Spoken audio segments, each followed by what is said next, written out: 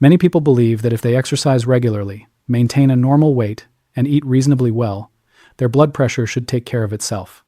That belief sounds logical. It is also incomplete. My name is Dr. Warren Hung. I work with patients on long-term cardiovascular health, and one of the most common situations I see is this: someone who appears fit, active, and disciplined, yet their blood pressure readings are consistently elevated. If you care about understanding how your body actually works and how to protect your long-term health, you can consider subscribing. On this channel, we explain the physiology behind everyday health decisions in a clear and practical way. Now, to understand why this happens, we need to start with something simple. Blood pressure is not a label. It is not something your body sets once and leaves alone. It is a continuous process. Every time your heart beats, it pushes blood through a network of arteries that reach every organ in your body. The pressure inside those arteries must stay within a certain range. Too low, and organs do not receive enough blood. Too high, and the vessel walls are placed under constant strain. So your body is adjusting blood pressure all the time, second by second. This regulation involves multiple systems working together: the heart, the blood vessels, the kidneys, the nervous system, several hormones. When everything is balanced, your body keeps pressure within a safe range without you thinking about it. Now here is where the misunderstanding begins. People often assume that visible health, things like body weight, muscle tone, or fitness level, directly reflects how well these internal systems are functioning. In some cases, that is true. Regular physical activity can improve how blood vessels respond, how the heart works, and how the body handles stress. But those are only parts of the system. Blood pressure is not controlled by fitness alone. It is controlled by how multiple systems coordinate with each other over time. A person can be physically fit and still have blood vessels that are less flexible than expected, kidneys that retain slightly more sodium than needed, a nervous system that stays in a higher state of activation, hormone patterns that push pressure upward. None of these are visible from the outside. This is why two people can look equally healthy, follow similar lifestyles, and still have very different blood pressure readings. Another important point is this: high blood pressure usually does not produce clear symptoms early on. Most people do not feel it. There is no reliable sensation that tells you your pressure is rising. This is why it is often found during routine measurements rather than because someone feels unwell. So the absence of symptoms does not mean the system is stable, and the presence of fitness does not guarantee protection. What we are really dealing with is a regulation problem, not a fitness problem. And that raises the real question behind this topic. If someone is doing many of the right things, exercising, eating carefully, maintaining a healthy weight, why would the body still allow blood pressure to rise? To answer that, we first need to understand how the body is actually controlling blood pressure under normal conditions. Because once you see how the system works, it becomes much easier to understand how it can drift out of balance, even in people who seem healthy on the surface. And before we can explain why the system fails, we need to look closely at how it is designed to stay stable in the first place. To understand why blood pressure can rise even in someone who looks healthy, we need to look at how the body controls it in the first place. Blood pressure depends on two main things: how much blood the heart pushes out, how much resistance the blood meets in the vessels. You can think of it in simple terms. If the heart pushes harder, pressure goes up. If the vessels are tighter or narrower, pressure also goes up. But the body does not leave this to chance. It constantly adjusts both sides of this equation. Let's go step by step. First, the blood vessels. Arteries are not rigid tubes. They are designed to expand and relax. When they expand, pressure drops. When they tighten, pressure rises. This adjustment is controlled by the inner lining of the vessels, called the endothelium. The endothelium releases substances that tell the vessel to relax or tighten. One of the most important is nitric oxide, which helps vessels open up. When this system works well, vessels stay flexible and responsive. Second, the nervous system. Your body has an automatic control system called the autonomic nervous system. One part of it increases activity, raising heart rate and tightening blood vessels. The other part slows things down. When you stand up, exercise, or feel stressed, this system reacts within seconds. It adjusts heart rate and vessel tone to keep blood pressure stable. This is fast control. It works moment to moment. Third, the kidneys. The kidneys control how much fluid stays in your body. They do this by adjusting how much sodium and water are kept or removed in urine. If the body retains more sodium, it also holds more water. This increases blood volume, and when volume increases, pressure tends to rise. If the kidneys release more sodium and water, volume drops and pressure goes down. This is slower control. It works over hours and days.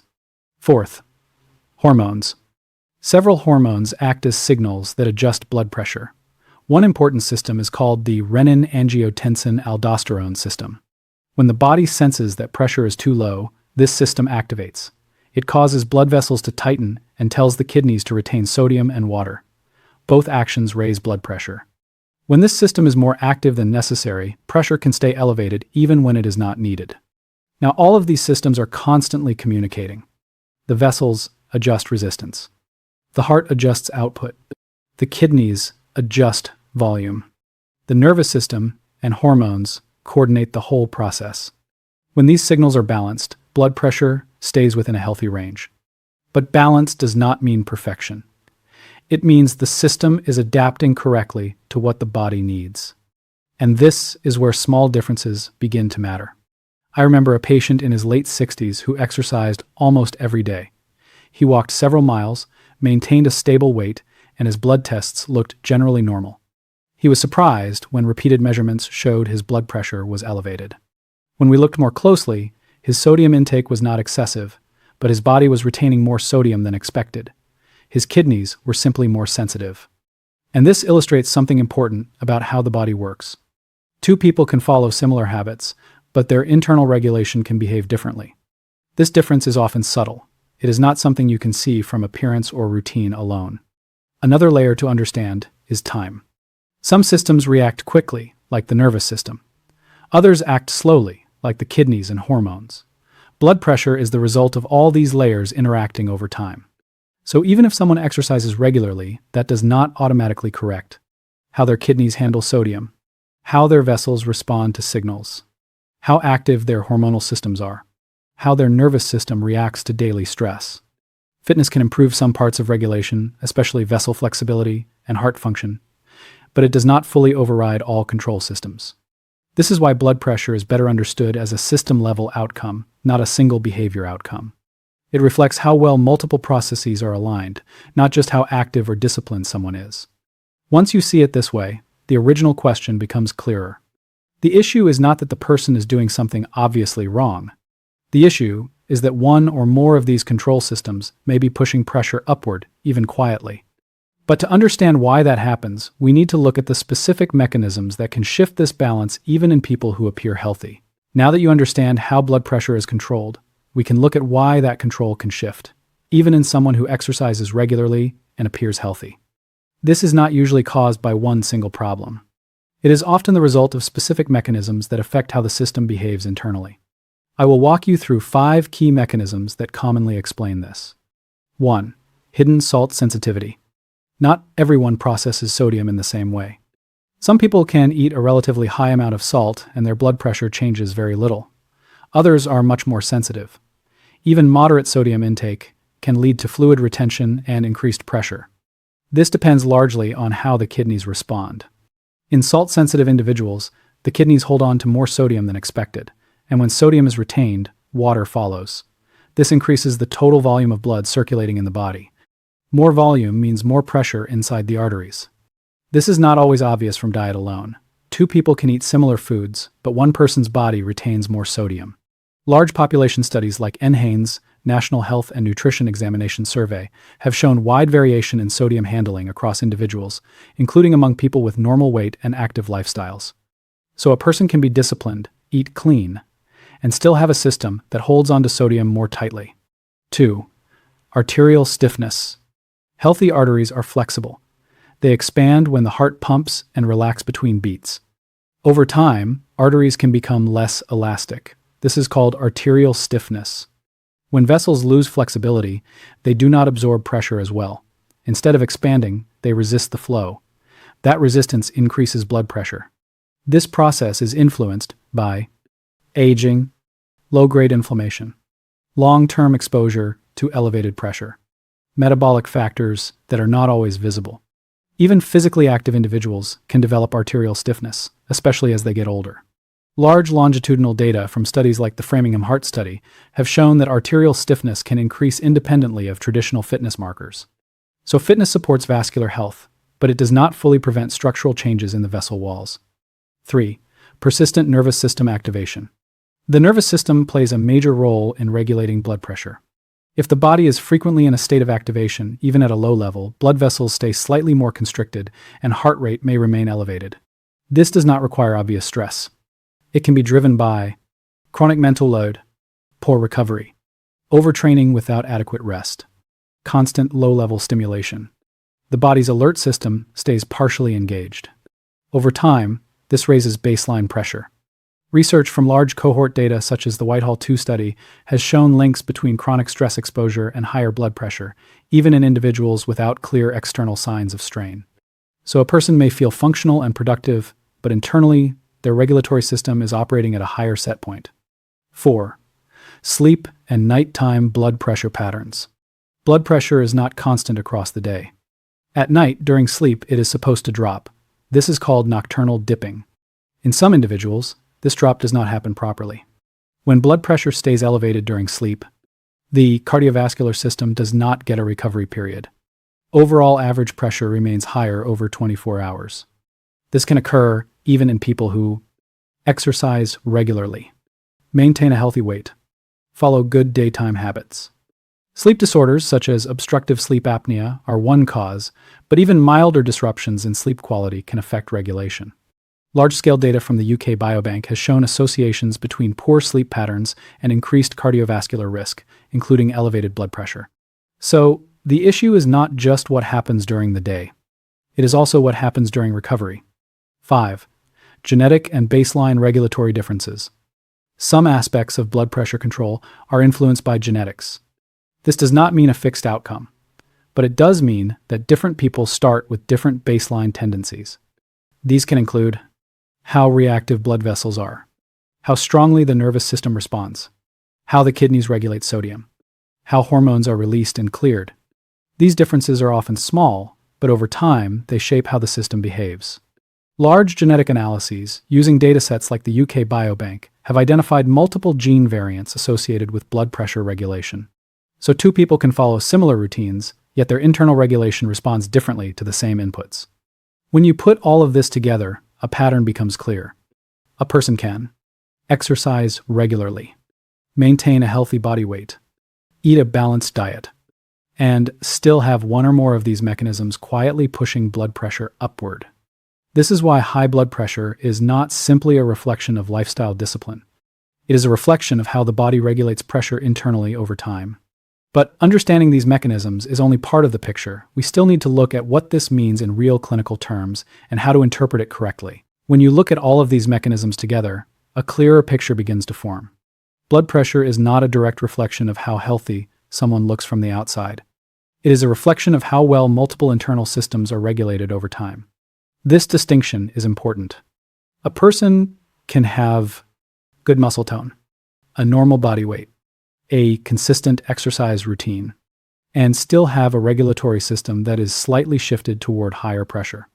So, in clinical practice, we separate two ideas: appearance of health and stability of internal regulation.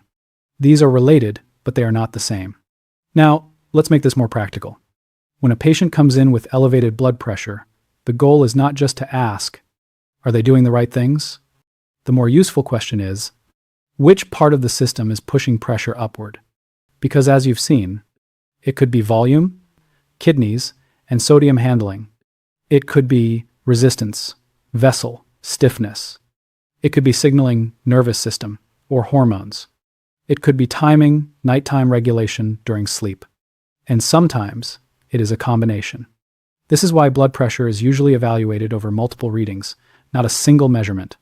It is also why guidelines from organizations like the American Heart Association, AHA, and the European Society of Cardiology, ESC, recommend repeated measurements and, when possible, home or ambulatory monitoring.